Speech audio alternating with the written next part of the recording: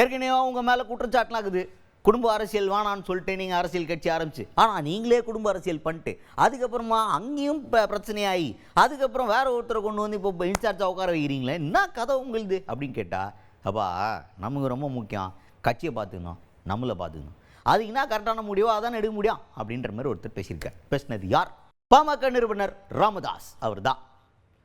உங்களுக்கே தெரியும் உட்கட்சி பிரச்சனை போயிட்டுருக்குது. அது தொடர்பாக இப்போ ஏற்கனவே நிறைய பஞ்சாயத்துக்கெல்லாம் போயிட்டுருக்குது. எலெக்ஷன் கமிஷன் வரைக்குமே போயிட்டுருக்கிறாங்க. எங்களுக்கு தான் கட்சி சொந்தம், நாங்கள் தான் அந்த கொடியை பயன்படுத்துவோம், அவங்க பயன்படுத்தக்கூடாதுன்ற லெவலுக்கு போயிட்டுருக்கிறாங்க.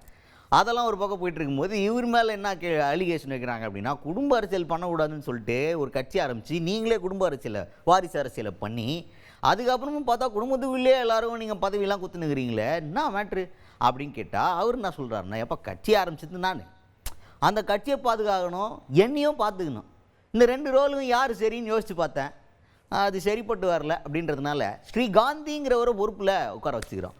எனக்கு முக்கியம் நானும் என் கட்சியும் தானப்பா, அதை தானப்பா நான் பார்க்க முடியும் அப்படின்ற மாதிரி ஒரு விளக்கத்தை கொடுத்துருக்காரு ராமதாஸ் அவர்கள். ஏற்கனவே உங்க மேல தொடர்ந்து விமர்சனம் இருக்கிறது.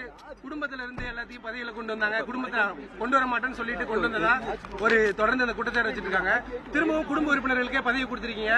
மாற்றம் 2 சொன்னா, ஒண்ணு கட்சி, இன்னொன்னு என்ன விஷயம், அதுக்கு பொருத்தமான ஸ்ரீகாந்த். அதுக்கடுத்ததா எலெக்ஷன் கமிஷன்ல ஆல்ரெடி பஞ்சாயத்து போயிருக்குன்னு சொன்னோமா, கட்சி எங்களுக்கு தான், கொடி எங்களுக்கு தான், அந்த பேர் எங்களுக்கு தான், இந்த உரிமை வந்து எங்களுக்கு தான் அப்படின்னு கோருவாங்கல்ல, அவங்களுடைய சின்னம் இதெல்லாம் இருக்குல்ல, இதெல்லாம் எங்களுக்கு தான் சொல்லிட்டு இருதரப்புலையுமே அவங்கவுங்க வாதத்தை முன்வைப்பாங்க. அப்போ யாருக்கு சாதகமாக எலெக்ஷன் கமிஷன் வந்து உத்தரவு பிறப்பிப்பாங்க அப்படின்ற கேள்விக்கு ராமதாஸ் அவர்கள் என்ன சொல்கிறாருன்னா, ஆப்வியஸாக எனக்கு தான், ஏன்னா கட்சியே நான் தான், ஆரம்பிச்சதே நான், அப்புறம் நான் யாருக்கு சாதகமாக, எங்களுக்கு சாதகமாக தான் வரும், வெயிட் அண்ட் சீ, நல்ல செய்தி வரும் அப்படின்னு பேசியிருக்காரு ராமதாஸ் அவர்கள்.